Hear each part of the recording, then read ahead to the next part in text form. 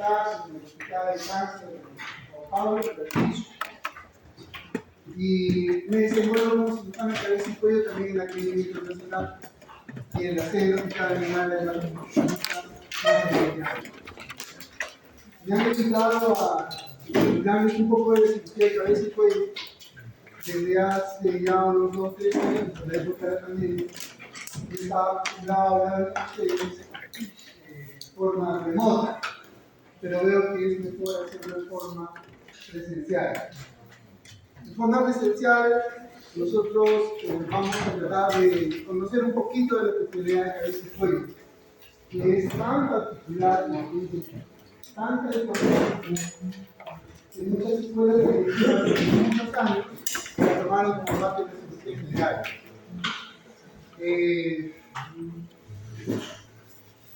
Cirugía de cabeza y cuello es una especialidad que se divide en cirugía oncológica de cabeza y cuello, que trata de los tumores de cabeza y cuello, que son los tumores de tiroides, los más comunes, cánceres en la laringe, cáncer en la piel, cáncer en los órganos nasales, cáncer en los párpados, cáncer en las glándulas salivales mayores, cáncer en las glándulas salivales menores, cáncer en las fosas nasales, endonasales, cáncer en la base del cráneo, cáncer en los nervios, tumores vasculares derivados de los tumores de la carótida, globos en las venas tumorales internas, etcétera, etcétera.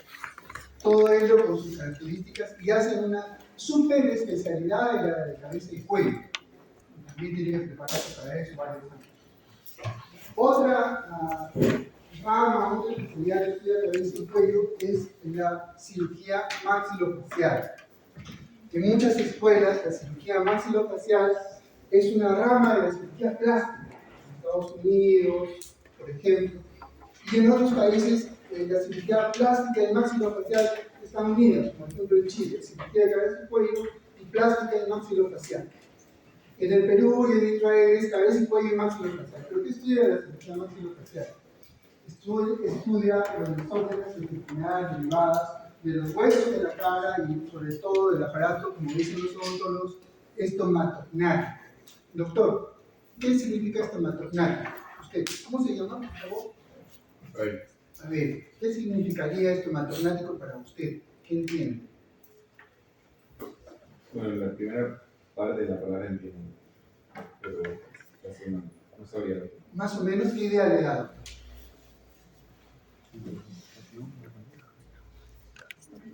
Todas las palabras, disculpe, todas las palabras que vienen en la medicina están derivadas del latín, del griego, stoma, boca, natos, mandíbula. Entonces, las enfermedades de la boca, de la mandíbula, las fracturas maxilofaciales, las deformidades adquiridas, por ejemplo, las personas que nacen con una mandíbula pequeñita, se llama retrognatia, las personas que desarrollan una mandíbula grande, se llama prognatismo, ¿no? Hiperplasia mandibular, todo ello lo estudia la cirugía maxilofacial. La hipoplasia del maxilar, el poco desarrollo del maxilar superior, también personas que tienen un perfil cóncavo, que tienen todo el término medio facial recluido, eso también lo estudia la cirugía maxilofacial. Las fracturas, el trauma maxilofacial, también lo estudia esta parte de la cirugía de cabeza y cuello. Las fracturas, que se dan únicamente en los huesos de la cara, todos ellos son fijos excepto un hueso. Hay un solo hueso en la cara que se mueve. ¿Cuál será, doctor? ¿Cuál es el único hueso de la cara que se mueve? La mandíbula, doctor. La piel. Ustedes ya lo han hecho en la anatomía. Entonces, todos esos problemas de la trauma maxilofacial, el funcionamiento de la mandíbula, su articulación, la relación de los arcos dentarios, eso también lo estudia la cirugía maxilofacial. De hecho, las probabilidades de desarrollo de los tumores, los quistes que están en la mandíbula, los dientes, también lo estudia la cirugía maxilofacial.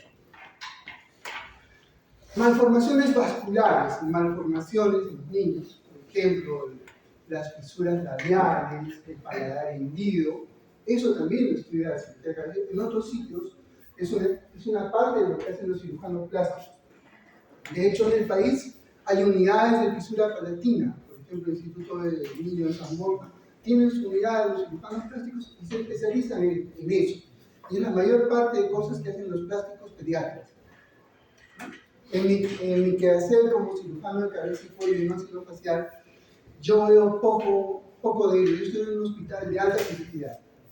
Y allí lo que más veo es cáncer, trauma, enfermedades de desarrollo menos y fisura labiopalatina mucho menos. Ahí ya se han especializado los cirujanos plásticos, algunos cirujanos pediátricos, pero solamente en lo que compete a cirugía de fisuras palatinas. La fisura palatina es un tema bastante amplio y que requiere un manejo multidisciplinario, como lo vamos a ver en el resto de la clase. ¿Qué más hace cirugía de cabeza y cuello? La oncología de la piel. Los cánceres en la piel son cirugía receptiva. En algunos otros países lo ve dermatopatología o dermato-oncología, que simplemente tenemos 3 tipos de cánceres bastante frecuentes en la piel de la cara: el carcinoma celular, el carcinoma epidermoide y los melanomas de piel, melanoma maligno. Entonces, esos son los 3 tipos de cáncer, pero es fácil resecarlo. Pero hay otra rama de la cirugía de cabeza y cuello que tiene que ver con la especialidad mucho, que es la cirugía reconstructiva de cabeza y cuello maxilofacial. La cirugía reconstructiva de cabeza y cuello maxilofacial es lo que nosotros hacemos reparar lo que la naturaleza y la enfermedad nos ha quitado. Por ejemplo, si nosotros tenemos un cáncer en el cual perdemos gran parte de la piel de la nariz, la cirugía reconstructiva les da a ustedes las técnicas de cómo reconstruirla para que esa persona se rehabilite y se inserte en la vida normal. Si pierde la mandíbula, ¿cómo la reconstruirían? ¿Qué técnicas? Harían microcirugía, por ejemplo, que han visualizado en alguna oportunidad de ver. Por ejemplo, microcirugía de la fíbula. ¿Qué es la fíbula, doctor? ¿Usted que está en los...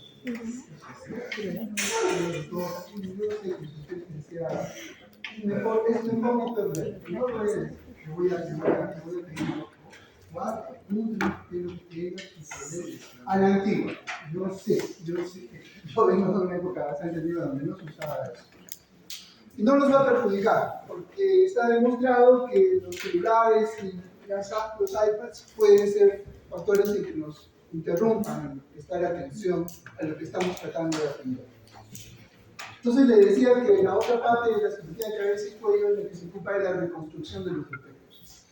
Un cáncer de encía, un cáncer de cavidad oral, por ejemplo, a veces nos obliga a retirar gran parte de la mandíbula del piso de la boca de la lengua. Y nosotros a veces lo tenemos que reconstruir con colgajos microquirúrgicos libres y colocar, por ejemplo, un segmento de la fíbula del peroné, de la pierna, reconstruir la mandíbula con placas de titanio, tornillos, colocar implantes para colocar dientes, devolverle la sonrisa, las partes blandas, colocar como un parche, con el colgajo microquirúrgico de peroné, por ejemplo, un mixto, es hueso y es piel, y devolverle a esa persona que ha perdido esa parte de su anatomía por el cáncer la posibilidad de seguir viviendo con calidad de vida. Eso es lo que hace la cirugía de cabeza y cuello micro y reconstructiva microvascular.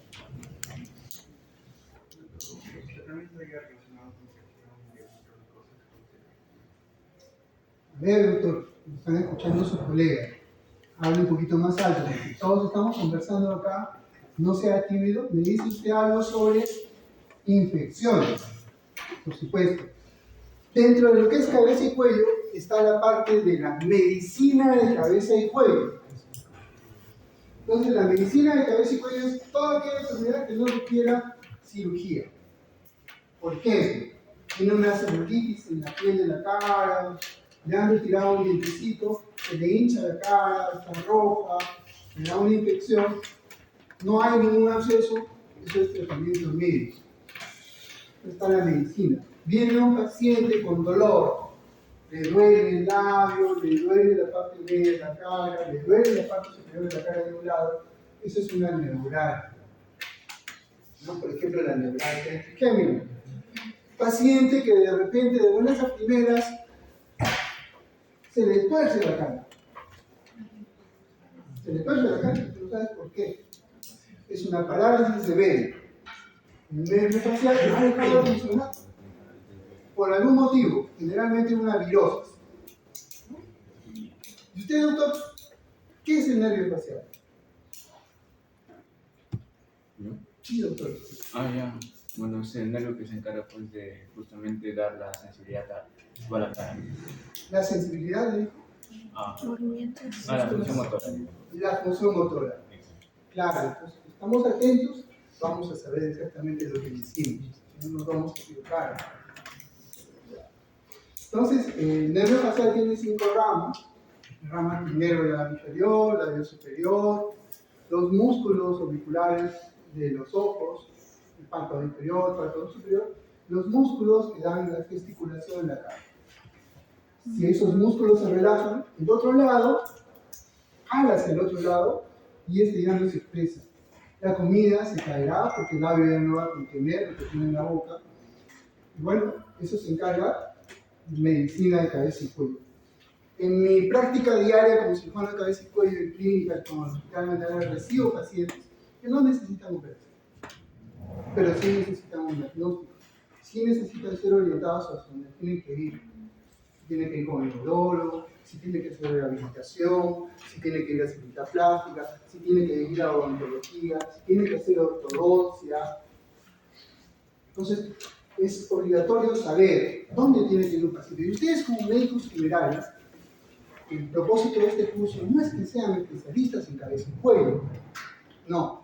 El propósito es que ustedes cuando salgan a hacer su actividad profesional como doctores al inicio de repente del segundo servicio rural, vayan ganando experiencia, sepan reconocer, sepan diagnosticar, sepan encaminar, sepan hacer lo que es urgente, sepan hacer lo que es importante. Y sepan orientar al paciente, que muchas veces no sabe por qué, de qué se trata. Y entonces ustedes tienen que explicarles.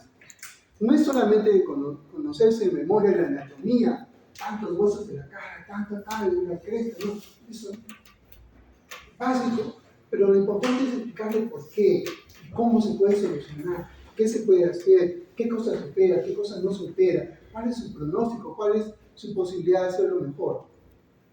Entonces, el curso que ustedes van a encontrar ahora conmigo solamente va a tratar de esos temas que les van a ayudar a ustedes en su desarrollo profesional. Si alguno de ustedes ya quiere hacer la especialidad, entonces se adentrará pues ya en la técnica quirúrgica, se adentrará en los detalles de los diagnósticos, en la tecnología, en la técnica quirúrgica para hacer microcirugía, cómo reconstruir una cara, cómo devolverle la anatomía del cuerpo a una persona. Entonces, de eso se trata. Levanten la mano, si ustedes ya están en cuarto año, ¿quiénes de ustedes están pensando hacer cirugía? No estoy diciendo una especialidad. ¿Quiénes de ustedes van a hacer cirujanos? ¿Acá? 2 cirujanos. Acá, 1, 2, 3, 4, 5, 6, 7 cirujanos. Y en esta fila, todos clínicos, todos filósofos. Acá, 2, 3, 4, 5. La diferencia entre lo que es la clínica, la medicina, la parte clínica, es que los clínicos tratan la enfermedad, dialogan con la enfermedad, la apaciguan, muy pocas veces la curan. Los cirujanos, por su lado, cuando es posible, la curan. Pero la cura, el paciente se va sano, se va bien. Y ya cuando no es posible, el paciente ya definitivamente cirujano. Entonces se dice que los cirujanos, por ese motivo, estamos caminando siempre entre 2 precipicios. Y aquí arriba caminamos en el filo del bisturí, porque un error de un cirujano es la vida, la muerte, la calidad de vida de un paciente. Nosotros hacemos mucha cirugía tiroidea. lo más común en mujeres, en varones, y que nosotros operamos en la parte oncológica, son los nódulos tiroideos y el cáncer de tiroides. Muchas veces tenemos que retirar toda la tiroides. Y debajo de la tiroides tenemos dos estructuras muy importantes de las cuales depende la calidad de vida del paciente. Una de ellas son las paratiroides y la otra son los nervios de la linfa recurrente. ¿Ustedes, doctores, se acuerdan de cuál es el nervio de la linfa recurrente? ¿Quién no se acuerda?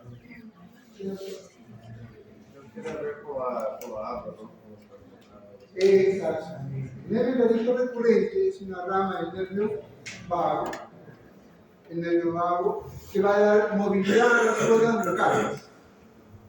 Cuando se abren, se cierran y a través de las cuerdas vocales pasa el aire y podemos sonar. Si se malogran esas cuerdas vocales, es el nervio. Una de las cuerdas vocales se realiza, la otra funciona, y la voz no será así como la tengo yo. Ese paciente no podrá hablar con esa facilidad, su voz, su intensidad, el tono, el brillo, todas las cualidades de la voz disminuyen. Si ese paciente es profesor, se jubilará.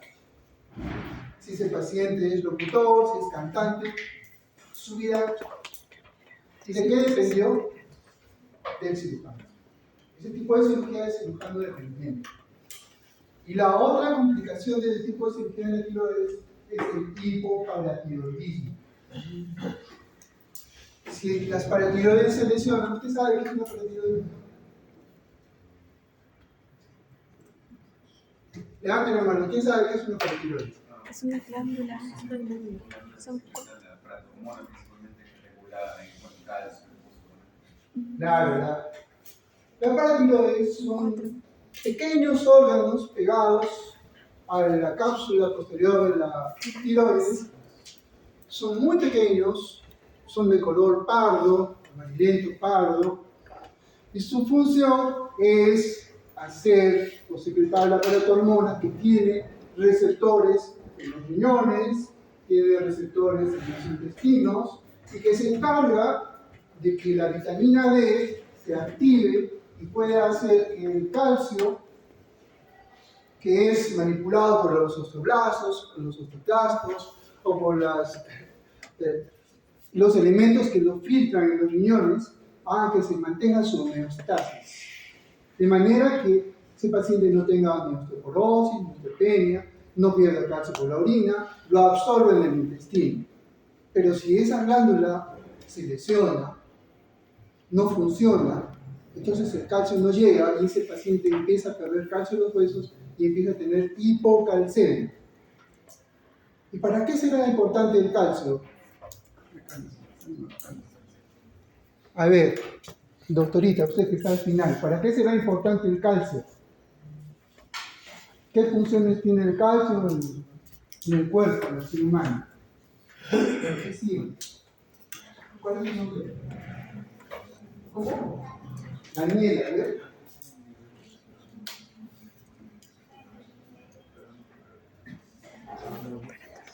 ¿Cómo?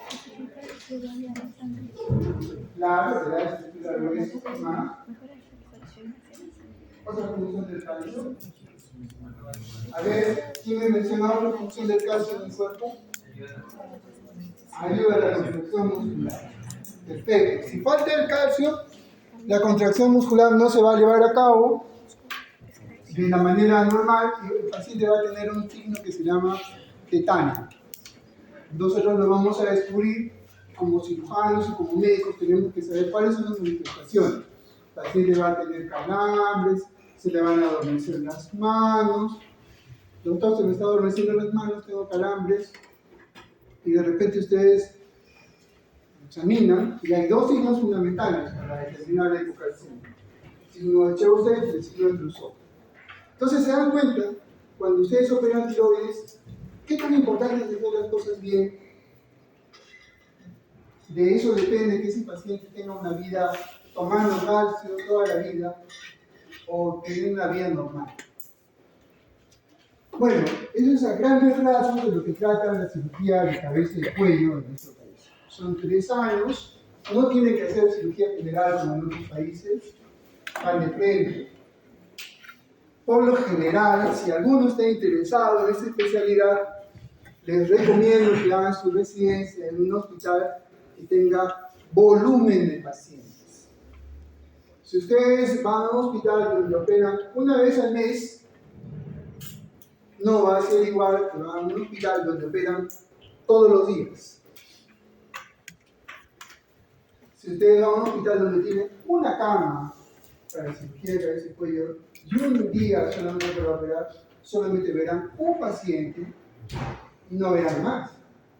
Pero si ven bastantes pacientes, tendrán posibilidad de aprender más. Entonces tienen que ir a hospitales grandes, donde vean todos, si es que quieren hacer la residencia. Si no, se orientan hacia donde ustedes ya están pensando desenvolverse en su vida. Algunos será cardiólogo, será reumatólogo, será gastroenterólogo, será cirujano de tórax, será cirujano cardiovascular, pero si quieres ser cirujano plástico, si quieres ser cirujano de cabeza y cuello, necesitan volver. Listo, chicos. Hasta acá lo de las generalidades de la cirugía de cabeza y cuello. Esto es un poco para... Me habían pedido en los años anteriores desarrollar un poquito sobre la anatomía funcional de cabeza y cuello. En cuanto a lo que normalmente hace, que tiene que ver la anatomía, la fisiología. Y es importante decir que si ustedes van a enfocarse en hacer semiología, diagnóstico, tratamiento de lo que es alguna anormalidad en la cabeza y el cuello, la importancia que tiene la cara, funcionamiento de la boca, sus dientes, en relación al resto del cuerpo. La cara siempre va a estar descubierta, siempre es nuestra presentación, siempre es lo que pensamos, siempre es si despierta simpatías, si despierta apatías, si despierta aburrimiento, si despierta entusiasmo, se ve en la cara. Su relacionamiento, su enfermedad, su alegría, su tristeza, en la cara, en sus ojos. Entonces, es importante conocer la anatomía de la cara, los músculos, los huesos, los sentidos, la fonación, la deglución. Todos ellos son funciones, eso son características anatomofuncionales de la cara que nosotros tenemos que estar familiarizados. Y yo creo que están familiarizados porque ya han hecho semiología general, ya lo han hecho. Entonces, hablamos un poco de la lengua, que es importante saberlo, que se forma ya en el periodo embrionario. En general, todos los músculos de la cara, la formación de la cara, la lengua, los labios, el paladar, se forman entre la cuarta, segunda, tercera semana hasta la octava, novena semana de vida del embrión. Y es importante saber que se forma como primordios. Cuando nosotros somos fetos, somos primeramente una sola célula, después nos dividimos, somos una mórula, ¿correcto? Después nos vamos volviendo una notocorda, somos como un gusano enorme, y salen ahí como dos protuberancias y todo está abierto, hay un canal neural. Después con el tiempo se va formando como una cabeza y todo está abierto, nuestros ojos abiertos por acá, nuestros novelones, todo está abierto, en la cara y en el cuello está abierto. Y lo que sucede es que cuando vamos formándonos, poco a poco se van cerrando. Pero los pacientes que tienen, por ejemplo, paladar fisurado no se cierran. El paladar no se cierra, los labios no se cierran. Y si no se cierra en ese momento, nunca más se cerrarán de forma natural. Sigamos hablando un poco de la lengua, la parte anterior de la lengua. Esta se divide la lengua en dos partes, una lengua que está propiamente en la cavidad oral y la lengua que está en la faringe. ¿Y cuál será el límite entre la cavidad oral y la faringe? Doctora, ¿cuál será el límite entre la cavidad oral y la faringe?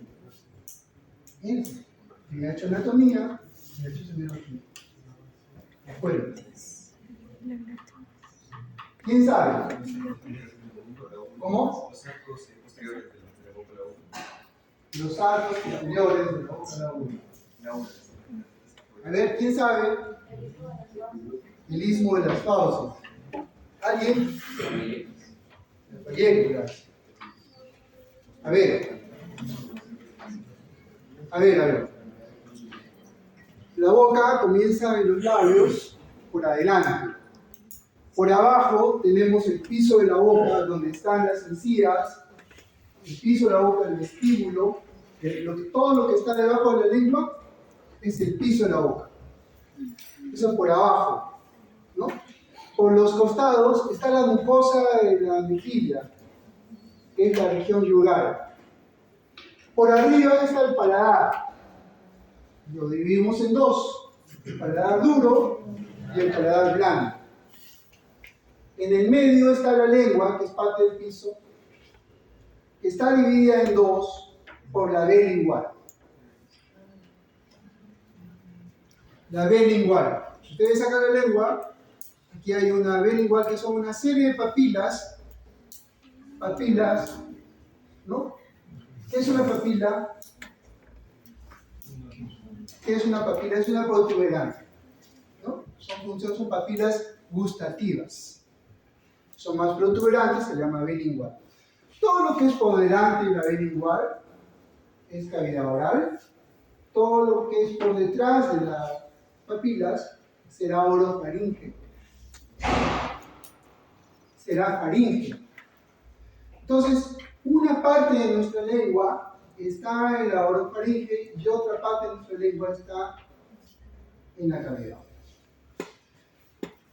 Y por arriba, la cavidad oral limita con la orofaringe por una estructura que se llama velo del paladar. O paladar blando, que es parte del órgano. ¿Correcto? El límite. En los costados están los pilares. Pilar anterior, el mismo en las fauces, como decía, los pilares anteriores. Por detrás del pilar anterior está la celda amigdaliana, donde están las amígdalas, que viene a ser la pared lateral de la orofaringe. Detrás está el pilar posterior y atrás está la pared posterior de la orofaringe. Esa es la orofaringe. Por arriba limita a la nasofaringe el nivel del velo del paladar. Para arriba, eso es la nasofaringe. Y en la nasofaringe están las guanas, es por donde terminan las fosas nasales. Y ahí está la salida de la trompa de Eustaquio, ¿no? Es lo que nos interesa saber por las fotosalpingitis, las alpingotitis que nosotros podemos tener, las faringotitis, como dicen los otorrinos. Y por abajo de la orofaringe estará la hipofaringe. La hipofaringe comienza a nivel del hueso hyoides. Aquí hay un hueso que está flotando en el cuello y termina abajo en el esófago, la parte superior del esófago. Por delante tiene la laringe y por detrás la pared posterior, la región prevertebral. Son las tres zonas de la hipofaringe, la orofaringe, la nasofaringe, la cavidad oral. ¿No? Entonces, importante saber, las papilas son fujiformes, filiformes, pero eso en forma general. Esto es lo que les decía sobre la B lingual, ¿correcto? La parte oral, la parte faringea. Acá han retirado la lengua como un espécimen anatómico, lo han estirado la lengua, y acá tenemos algunos otros elementos estructurales que limitan la orofaringe, la parte anterior de la orofaringe, ¿correcto? En realidad no los vamos a notar porque son ya de más especialidad. Ustedes no van a estar haciendo fibroscopías y endoscopías e identificando el pliegue glosoepiglótico, el pliegue alitenoepiglótico, el seno piriforme. Yo creo que no les interesa en este momento. ¿cierto? Bien, pero ya estamos hablando de generalidades, nada más.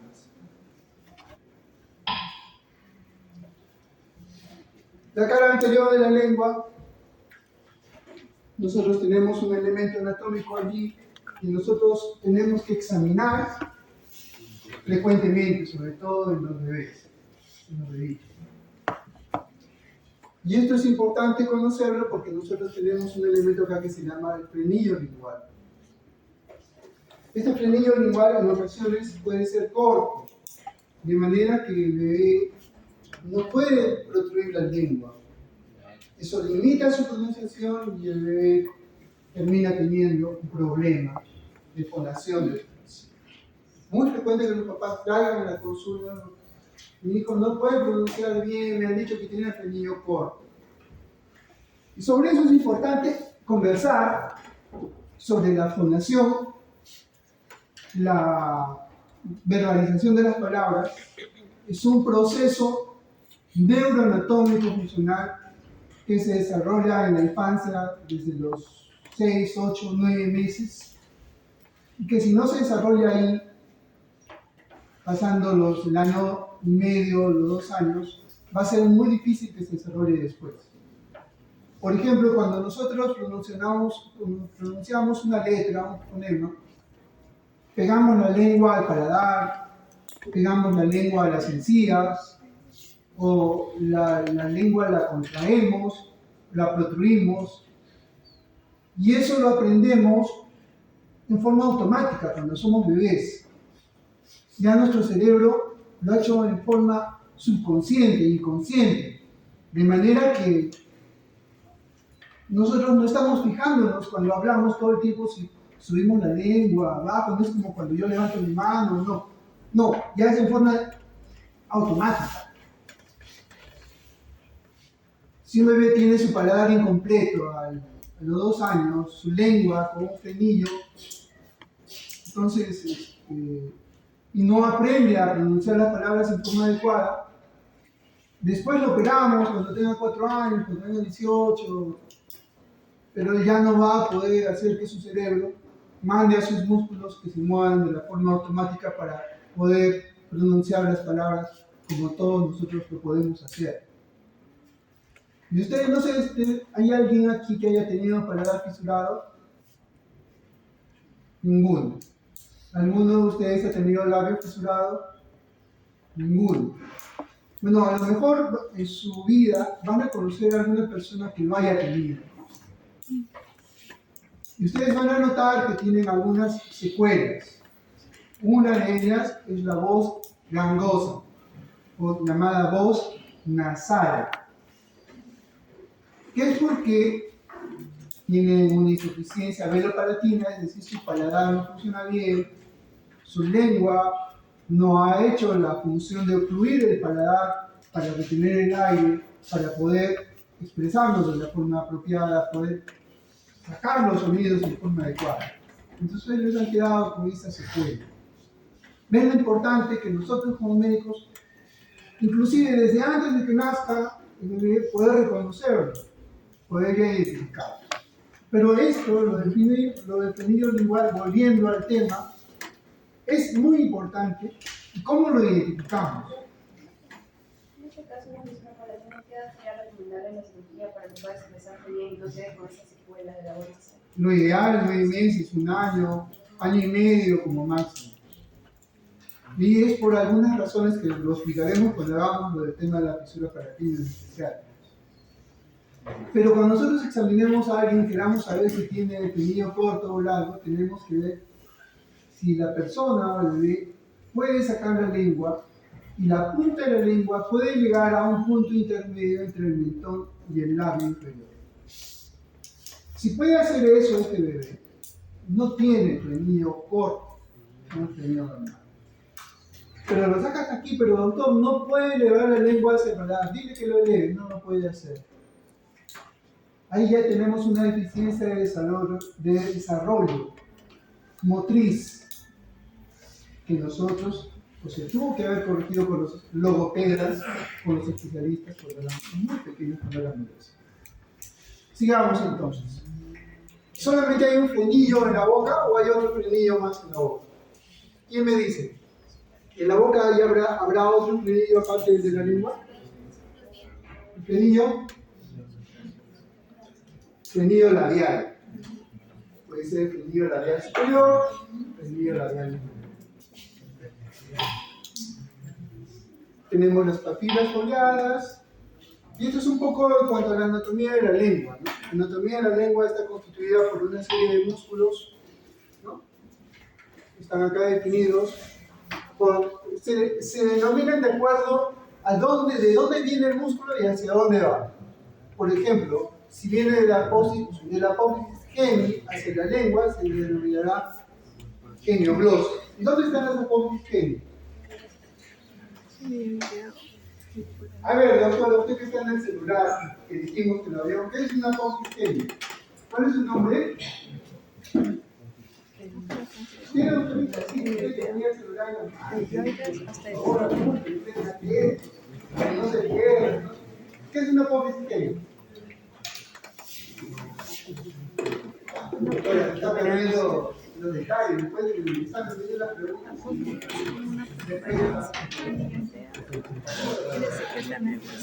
¿Quién sabe lo que es una apófisis geni?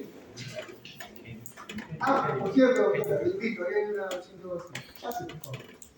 Pase. Si alguien quiere ir al baño, antes que vaya. No tienen por qué ir. Son adultos, saben lo que tienen.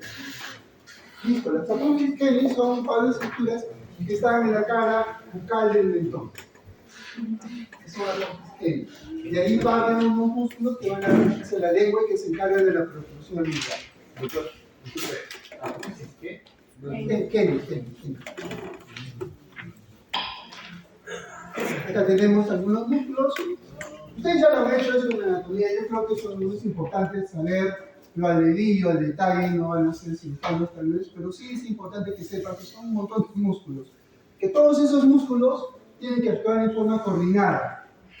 Tienen que actuar en forma automática desde su cerebro, ¿no?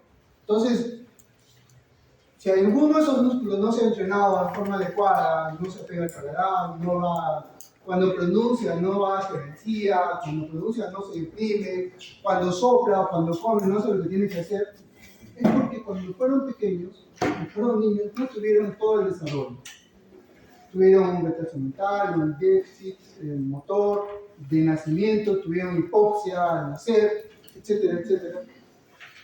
¿Por qué es tan complicado hablar? ¿Por qué es tan complicado comer? ¿Es complicado respirar? Esa es la explicación de la anatomía, de la fisiología. Ya habíamos hablado. Vamos a pasar un poquito a estos detalles. Considero que es importante que ustedes ya lo han hecho en su curso de anatomía. No van a ser cirujanos, pero sí están en la obligación de conocerlo, ¿no? Un poquito para que conozcan la anatomía, los músculos, sus inserciones. Acá tenemos el yoides, este es el hueso yoides, la cara posterior de la mandíbula, la lengua en sí, sus inserciones también en el paladar. Entonces, todos estos músculos hacen que su lengua se mueva para arriba, para abajo, para atrás, para adelante, para los costados, se elongue, se encoja, se ponga dura, se ponga blanda. Todo ello en forma automática. Ustedes casi no lo piensan. Por eso es importante conocerlo. Vamos a pasar a esta parte de la anatomía funcional. Y acá está la inervación. Los diferentes nervios que tienen que ver la inervación. Nervio lingual, el hipogloso, el glosofaríngeo. Uno motor, uno sensitivo. Uno en el cual nosotros vamos a poder distinguir los sabores, el otro en el cual vamos a poder movilizar la lengua. ¿Correcto? De eso creo que no vamos a hablar hasta aquí.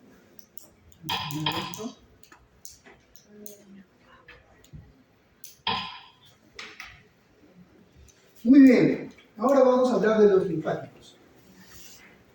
A ver, alguien que me diga qué es un linfonodo.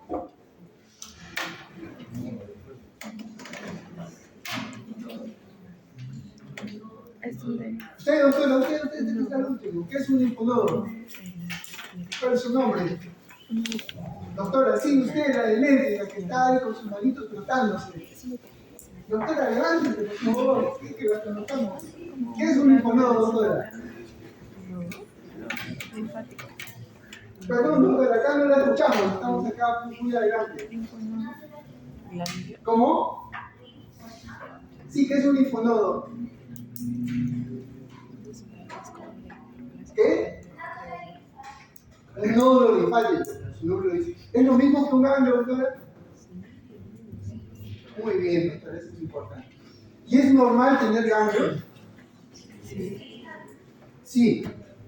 Ah, muy bien. ¿Y de qué se encargarán los ganglios? ¿Cuál es su función? ¿De qué se encargan los ganglios? ¿Cómo? El sistema linfático contiene linfocitos, los linfocitos B, linfocitos T, etcétera, etcétera. Cuando un ganglio crece, ¿es señal de qué? Infección, colonización o también de neoplasia.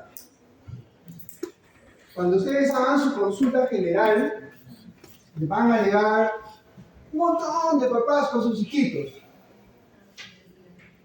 Doctor, ha crecido acá una bola, otra bola, aquí adelante, acá atrás, etcétera, etcétera. Preocupadísimos. El papá no duerme, la mamá no duerme. ¿Ah? Le cae el cabello de preocupación. Entonces ustedes lo ven, examinan. El niño hace 2 semanas tuvo una gripe, una fiebre, pasó una tos, se curó de 7 días, le crecieron los ganglios y se quedó con los ganglios así. Entonces, esos en los niños, el sistema linfático, el sistema inmunológico es mucho más activo que en los adultos y en las personas mayores. Entonces, a cualquier estímulo, los ganglios crecen. Les da una gripe, les da una diarrea, se caen si fuera, tienen una alergia, y los ganglios en los niños crecen. Si ustedes le hacen una ecografía al cuello, donde están esos ganglios aumentados de tamaño, el ecografista les va a informar que son ganglios alargados, más largos que anchos, que conservan su morfología normal, su estructura normal, su hilio es normal. Y entonces les va a decir, son ganglios reactivos, son ganglios inflamatorios. Cuando ustedes le digan eso a la mamá y le expliquen que esto es normal, que eso sucede cuando alguien se infecta o se inflama o tiene alguna de esas cosas, la mamá va a respirar y va a dormir. Ya no lo va a traer tan frecuentemente al pediatra, ya no va a gastar tanto su dinero, ya no va a estar tan asustada y va a entender. Pero si un paciente adulto mayor de 60 años, 70 años, viene a su consulta y le dice, doctor, me han crecido unas bolas en el cuello, entonces lo primero que ustedes van a sospechar es que tiene una enfermedad neoplásica. Un cáncer, lo primero, porque en las personas adultas mayores su sistema inmunológico no funciona igual que en los niños. Ustedes no van a ver infecciones frecuentemente. Entonces ustedes palpan unos nódulos, 2-3 centímetros en el cuello, y entonces pensarán que podría ser un cáncer, le hacen su ecografía, y el ecografista le dice, nódulos linfáticos redondeados, ausencia de hilio, deformes, con hipervascularización, etcétera, etcétera. Cuando el nódulo del ganglio linfático ha perdido su anatomía, ha crecido, eso es muy malo. Eso es muy malo. Y entonces el paciente tiene que entrar a un esquema de guía clínica para el tratamiento de enfermedades, diagnóstico y tratamiento de enfermedades mentales. Si no es su especialidad, entonces lo derivarán. ¿Correcto? Pero ya lo van orientando. Señor, es urgente que haga esto porque es probable que tenga esto. No se me duerma. No es que pasen 9 meses más y usted vuelva a la consulta. No. ¿De acuerdo? Eso es importante cuando salgan ustedes a hacer sus prácticas médicas, distinguir los ganglios en adultos mayores y adultos niños. Entonces nosotros tenemos ganglios linfáticos en varios sitios, ¿no? Tenemos en el cuello varios lugares, en la cara varios lugares. Por ejemplo, en la cara tenemos los de la cadena facial, y del cuello los de la cadena yugular, correcto, los de la cadena supraclavicular. ¿Y por qué será así? Porque el sistema linfático generalmente acompaña al sistema arterial y al sistema venoso, van por el mismo camino.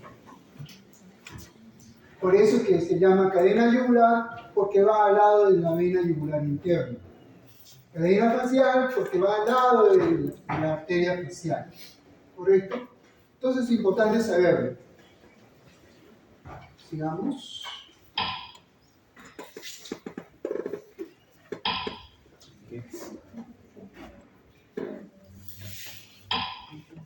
Hablemos un poquito de la definición de glutorio. Así como para hablar, nosotros tenemos que tener toda una neuromotricidad establecida desde las primeras etapas de nuestra vida. También para comer, para deglutir, aprendemos. Pero esto ya es más inclusive embrionario, porque los bebés dentro del útero de la mamá ya aprenden a deglutir líquido amniótico. Se van entrenando. Imagínense si alguien sin entrenamiento sale del útero, nace y no sabe deglutir. Se asfixia, se ahoga y se muere. Entonces, el entrenamiento de la neuromotricidad para la deglución comienza en la etapa intrauterina. Allí. Porque requiere la participación de muchos músculos. Músculos linguales, músculos del paladar, músculos que suben y bajan el yoides, los suprayoideos, los infrayoideos, ¿correcto? Y requiere también de la movilización de los músculos del esófago. Y todo ello de forma coordinada, automática, sin que lo piensen. Pero eso sin que lo piensen tampoco, porque ya hay personas que sin pensarlo se han atragantado, ¿cierto? El bolo alimenticio ha ido a un lugar donde no debía ir, o el bolo alimenticio ha ido, o era demasiado grande, o no era adecuado y se han enclavado en algún sitio y se han asfixiado. Entonces, es importante que nosotros sepamos cómo deglutimos, porque si tenemos algún paciente que necesite nuestra atención, algún tema, sabemos cómo funciona y razonamos sin necesidad de memorizar, sabremos cómo ayudarlo. Por ejemplo, ¿quién ha escuchado hablar de la maniobra de Cambridge?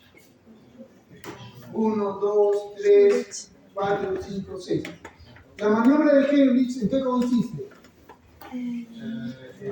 Colocar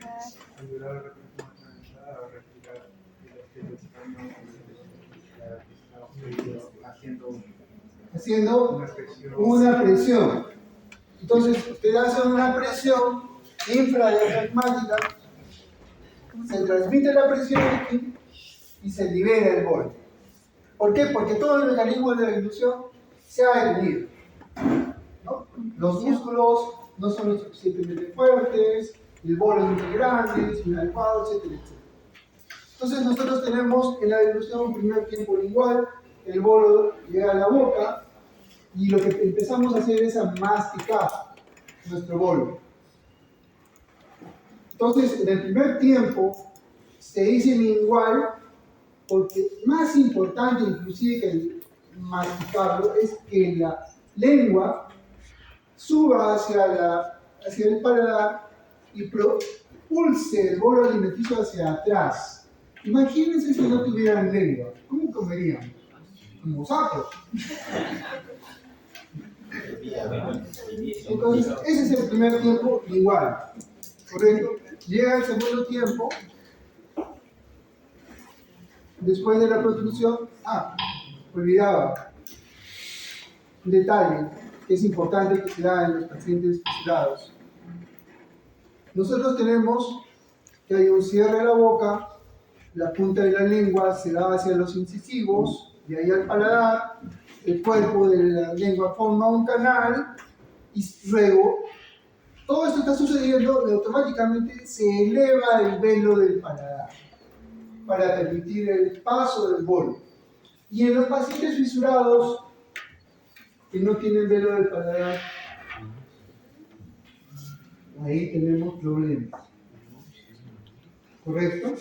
Por eso es tan importante restablecer la anatomía correcta, porque si eso no sucede, la comida se va hacia la nariz.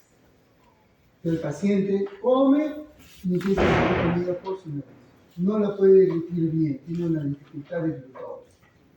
Si nosotros entendemos esto y vemos que su velo de paladar está fisurado, como vemos en los pacientes con fisura palatina, entonces el primer tiempo de la deglución estará interrumpido. Por eso nosotros, sabiendo esto, nos enfocamos en la patología. Segundo tiempo, faringeo. Y el tercer tiempo, esofágico, ¿no? En el tiempo de faringeo,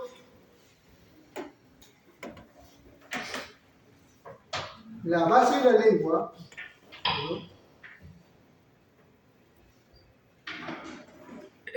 los músculos de la base de la lengua continuarán la propulsión del bolo hacia caudal, hacia abajo. Ya en la orofaringe lo propulsa hacia la hipofaringe y esta zona es bien compleja. Ustedes se han fijado que el ser humano comparte la misma vía para respirar y para comer. Nosotros podemos comer por la boca y respirar por la boca. ¿Y cómo no nos atragantamos? ¿Cómo no nos asfixiamos? Producimos litro y medio de saliva que todo el día nos estamos comiendo. Pero sin embargo, esa saliva no va a los pulmones.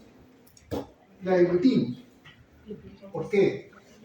Porque tenemos un mecanismo de deglución en el cual aquí, en la base de la lengua y en el yoide, se inserta un elemento importante que se llama epiglotis. La epiglotis es una parte de la laringe que limita con la faringe, que se mueve como una válvula, como una puerta de entrada. De manera que cuando ocurre el tiempo faríngeo, la epiglotis desciende, el yoide sube y el bolo alimenticio pasa hacia atrás, hacia la hipofaringe y hacia el esófago. Eso es lo que hace la epiglotis. ¿Correcto? Luego tenemos el tiempo esofágico. Ya tenemos dibujada la epiglotis. Una vez que pasa el bolo, la epiglotis vuelve a su lugar para que siga funcionando el mecanismo de la respiración y podemos deglutir. ¿Listo? Hasta acá hemos hablado un poquito de la función de la fonación, de la deglución, sus relaciones con la anatomía. Y ahora viene otro tema que es pesadísimo, de la visión. Mire qué órganos tan fabulosos tenemos en la cara. Solamente la visión ya es una especialidad aparte. Nosotros tenemos en la cara una parte de nuestro sistema óseo, es la órbita. ¿Qué será la órbita? ¿Es diferente del ojo? La órbita es algo así como el continente y el ojo será algo así como el contenido. Y entonces la órbita, que es el continente, es una estructura ósea, en la cual nosotros la podemos dividir en partes para poderla entender. La órbita tendrá un techo, tendrá un piso, tendrá una pared lateral, tendrá una pared medial y tendrá una pared posterior que nosotros denominamos fisura orbitaria o cono orbitario, por la forma que tiene. Y entre el ojo, que es el globo ocular, y el continente, que es esta parte ósea, hay elementos extraoculares, los cuales son la grasa orbitaria, los músculos extraoculares y los músculos, los nervios pares craneales y su vascularización. Todo ello. Entonces, cada uno de estos elementos puede tener su patología.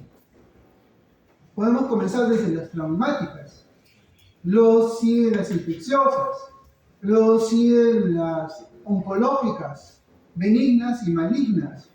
Luego tenemos las inflamatorias crónicas o autoinmunes. Luego tenemos las vasculares, malformaciones vasculares. Las que están dentro del ojo propiamente dicho. Y ya las dividimos. Cámara anterior, cámara posterior, retina, córnea, etcétera, etcétera. O sea, solamente hablando de la órbita y del globo ocular, podríamos tener días. Sí, y eso, solamente eso es una especialidad. ¿Alguno de ustedes quiere ser aquí oftalmólogo? Si a alguno le gusta esto, es minucioso, es tranquilo, es bonito, realmente es una especialidad muy linda, ¿no? Y también muy redituable, por cierto, algo así como la cirugía plástica. Así que piensen. ¿Y alguno de ustedes quiere ser ornitólogo? Sí, ornitólogo. En Lima, no habrá más de 2 o 3.